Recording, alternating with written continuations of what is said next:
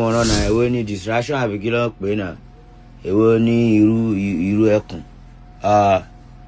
ṣe ti gbàgbé pé àmọ̀tẹ́kùn wà ní àmọ̀tẹ́kùn ń bẹ o ẹni bá fojú dẹkùn iná gbé ẹjẹ ń gbẹrin débẹ̀ àwọn máa distract ní Nàìjíríà o nọ́mà tọ́ba ní pé ṣé ilẹ̀ dáadé ńlẹ̀ ń já sí ni àbí Fúlàní lẹ̀ ń bájà àbí bring back our girls gangan lẹ̀ ń jà fún àbí Nàìjíríà lẹ̀ ń jà fún ìròyìn dáhùn sọ pé àwọn kinní kan Fúlàní kan àwọn kinní kan wọ́n gbalẹ̀ bàbá yín kí ló kàn án pẹ̀lú ilẹ̀ bàbá yín ẹjọ́ tó yọ lọ nǹkan tá a fẹ́ kẹ́ fèsì ojú pé bring back our girls Nàìjíríà then let government work let government do their job it's not about ṣé ẹgbà aṣẹ́ lọ́wọ́ ìjọba ni ló bá yá wọn gbé yín wọn ní pé wọ́n mú yín wọ́n tẹ̀dí pé kẹ́ máa rìn tí ìjọsí bí mo bá mú ní ẹgbowó nìyẹn ò tán ni mo gbọ́n pọ́ ní ẹgbowó tẹ́ padà pè nìyẹn ò tán ni mo gbọ́n pọ́ ní ẹgbowó tẹ́ padà pè tẹ́ pa àwọn ọ̀gá mi tẹ́ ní pé ẹgbowó pé kábà yín sọ pé kọ́ sí yín lẹ̀ so wọ́n sí yín lẹ̀ sí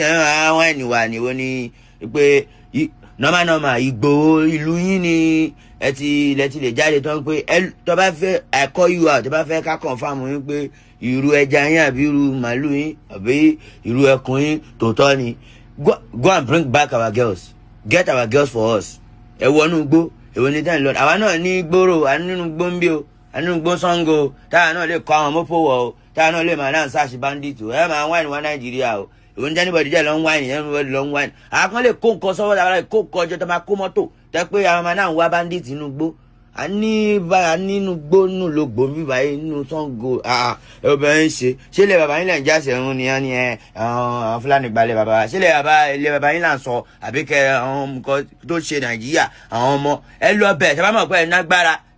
ṣèkọ́ tó ṣẹ́rí ẹ jọ ń torí ọlọ́run ọmọ Yorùbá ẹ bá mi sọ fún ọ kọ́ ẹ máa lọ wáìnì wa o Nigeria is our country we get out to talk àwọn máa sọ̀rọ̀ ẹ̀ẹ́dẹ̀lẹ̀ sọ́kọ́ fún wa o bá wọnú wa máa wọnú yín ṣé ẹ gbọ́ ọ̀kan tí mo ní kó jẹ́ kó jó yín ojú pé ṣé ilẹ̀ bàbá yín lẹ̀ ń já sí sìn ṣé ẹ máa fọ opportunity yan jà sílẹ̀ bàbá yín ni èwo ni irú ẹkùn fi ti bá ọ ṣé wọn pé Yorùbá ló ní Àmọ̀tẹ́kùn ni ẹni bá fojú dẹkùn ẹkùn á jẹ tọ́lá bá pé ẹkùn lè pẹ́ kó jẹ́ ní ọ̀bọ̀ ẹkùn tó bá kú kọ́ ẹran á jẹ ajá àjẹkùn tó bá kú bẹ́kùn bá jẹ bọ́ẹ̀sì nǹkan á kú èwo ni èwo ni irú ẹkùn níbi támọ̀tẹ́kùn wà nọ́mà Gani Adams gangan ni ọ̀gá nọ́mbà 1 nù Yorùbá òun níjọba gbéṣẹ́ fún wípé tógun bá ń bọ̀ ń lù àbí nọ́mà ọ̀dẹ̀.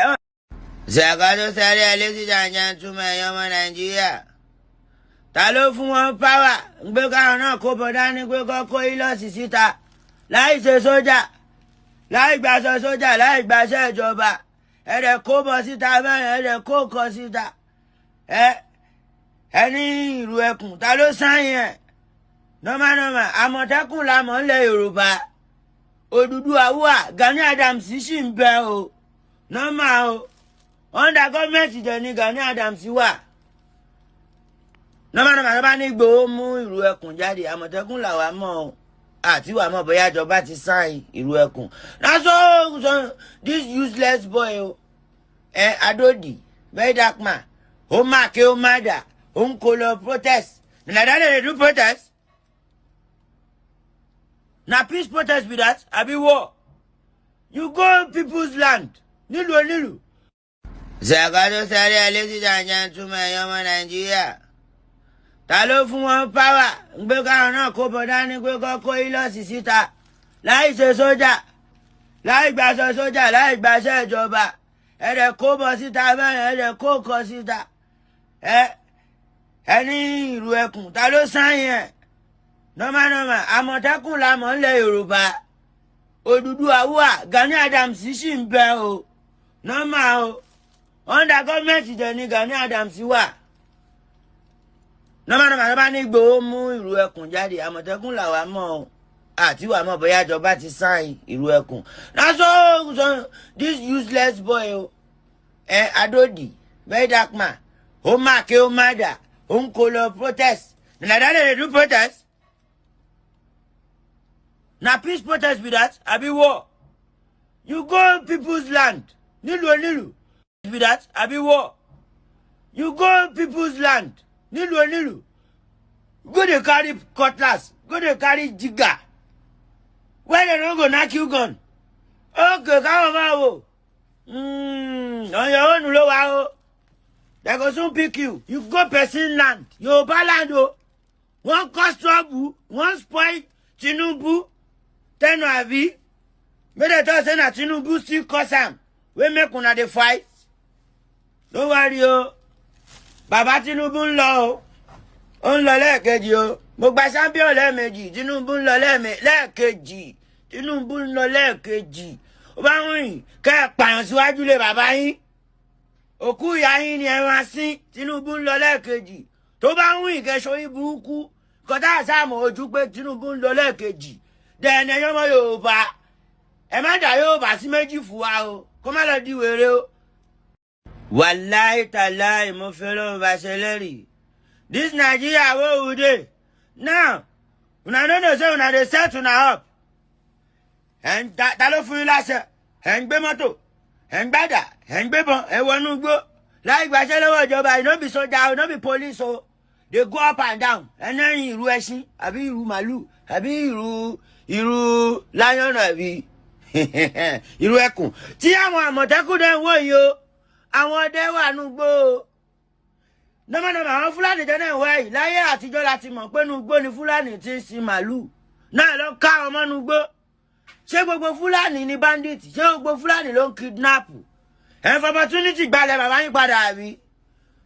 Nọ́mà ìjàtẹ́lẹ̀ ẹ̀rín àtàwọn Haúsá àtàwọn Tunisia ìbára yín fà tẹ́lẹ̀ ọ̀tọ̀. This is bring back our girls, bring back our children. Là ń sọ kò ń ṣe bring back our land.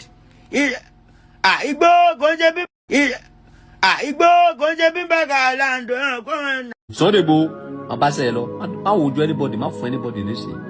Fún wọn léṣe is wasting of time. Just go straight, just focus on what you are doing. Fíìmù ló wà tí. Kí ló tẹ́ ẹ̀kọ́ wọ́n ti fíìmù yẹn? Kí gbogbo Nàìjíríà, kí gbogbo àgbáyé lè mọ̀ pé a ní alákíkanjú kan nílẹ̀ Yorùbá o. Kí wọ́n máa ti pàṣẹ ìdíwé tá a bá fi support ẹ̀ kó máa fi bẹ̀rù wa.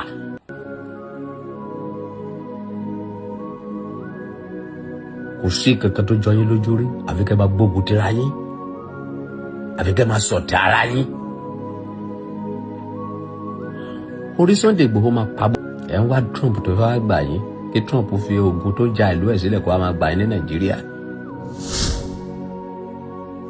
Ẹ̀yin ọmọ Yorùbá ẹ lọ bára yín sòtítọ́ ọ̀rọ̀ èpè ń jà yín. Ó kùn tí ẹ jẹ́ fíìmù ló wà tí ẹ kọ́wọ́ ti fíìmù yẹn. Ẹ sọ òtítọ́, ẹ sọ fáwọn èèyàn pé òtítọ́ ni reality, ẹ kọ́wọ́ tì í. Kí àwọn Fúlàní, kí àwọn agbénipa kan máa gbọ́ orúkọ yẹn kẹ́rù máa bà wọ́n káyà wọ́n máa jáwé pé yes wọ́n dẹ́ nìkan níbẹ̀.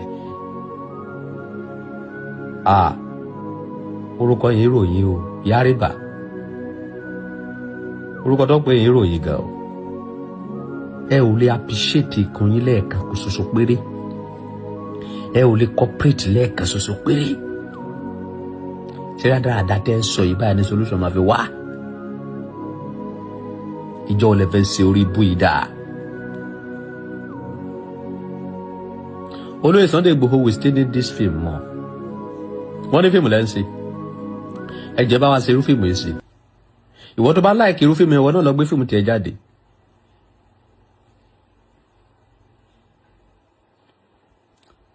Ọlọ̀tẹ̀ kò ní kúure. Ó mà ṣe o. Ó mà ṣe o. Ó mà ṣe o. Ó mà ṣe o. Péw! Fún gbogbo ẹ̀yọ́ ọmọ Yorùbá pátá, àtọba àti ìjòyè àti olórí àti ọmọlẹ́yìn. Péw fún gbogbo yín. Irúfẹ́ Sunday Igboho yẹn tí gbogbo yín bá kọ́wọ́ tì tẹ pákéjì ẹ̀. Nípasẹ̀ àlàáfíà lè wọlé Yorùbá. Kàkà bẹ́ẹ̀ bẹ́ẹ̀ ṣe máa pa lẹ́yìn máa wá báyìí. Bẹ́ẹ̀ ṣe máa ran lẹ́wọ̀n lẹ́yìn máa wá báyìí. Fíìmù ló wà tí ìwọ náà lọ ṣe irú fíìmù yẹn. Ẹ ṣe irú fíìmù yẹn jáde náà. Ẹ ṣe irú fíìmù yẹn tó pọ̀ kí àwọn bọ́dì tí lè kó nílẹ̀ wá.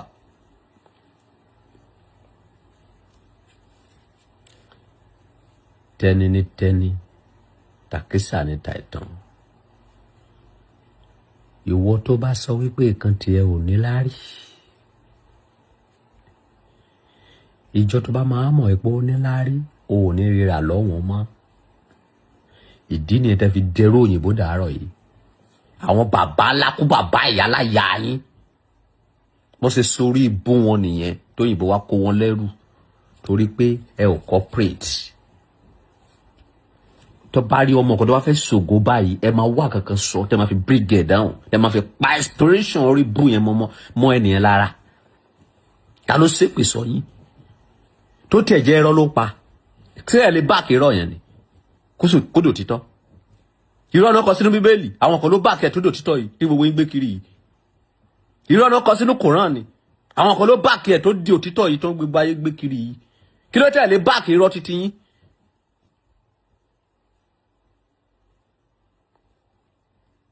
Ẹnìkan fún àwọn agbénipa ní 2 hours.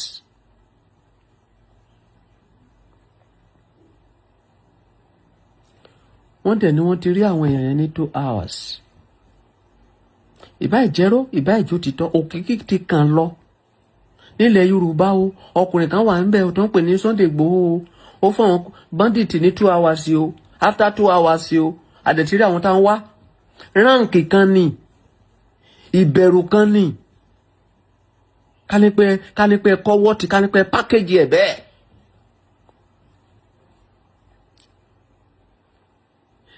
Ṣé èèyàn kì í ṣoríire lójú tiyín ni ẹ fẹ́ sánkú ni ẹ fẹ́ gbèpè ni ẹ fẹ́ kó tún bù mí jẹ kíkíní tó ń ṣe mí yìí ni.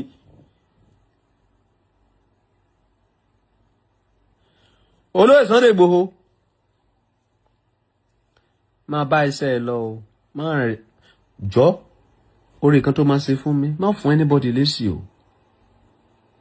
Bó bá jẹ́ pé fíìmù lẹ́sẹ̀ máa ṣe lọ mo ń láìkí fíìmù yẹn because fíìmù yẹn máa ní ipa pàtàkì tó máa kó nílẹ̀ Yorùbá. Ìwọ tó bá mọ̀ pé irú fíìmù yẹn pé fíìmù ni ìwọ náà lọ ṣe tiẹ̀ jáde mẹ́ ṣe fíìmù ló ń ṣe ìwọ náà lọ ṣe ríìlì jáde.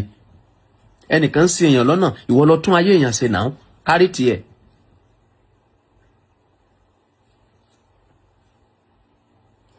Ẹ máa pákéjì nǹkan titi yín.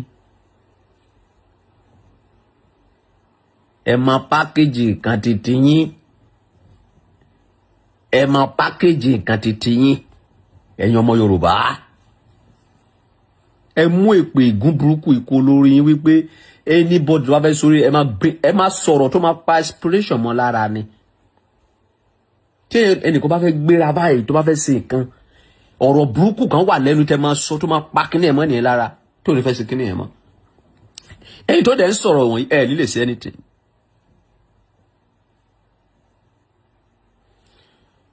Kò sí kan tó níbẹ̀rẹ̀ tó ní lópin. Olóyè Sunday Igboho ẹ kú iṣẹ́ takuntakun. Èmi ọba Solomoni àgbáyé ló kí yín pé ẹ kú iṣẹ́ takuntakun. I appreciate your good job. Ọba dẹ́dà ọba ṣẹ̀dá ọba tó dá gbogbo ayé àti ọ̀run àtìyìn lẹ́yìn. Yà Ọlọ́run fún yín ṣe. Gbogbo ẹ̀yin tẹ́ ń gbógun ti Olóyè Sunday Igboho. Tó bá tó tàm tẹ̀yin bá fẹ́ gùnkè àgbà wọ́n máa gbógun ti ẹ̀yin náà. Àfi tẹ́ bá ronú pọ̀ àdá. Ire o ọba àgbáyé tó lọ. Ẹ̀yin gọ́vnà ẹ̀yin pírẹsidẹ̀ntì ẹ̀yin ọba ìlú ẹ kọ́wọ́ ti Sunday Igboho kẹ́rọ kẹ́ pákéjì ẹ̀ kẹ́rọ gbà yé ká torí ó máa wúlò fún yín lọ́jọ́ ọ̀la.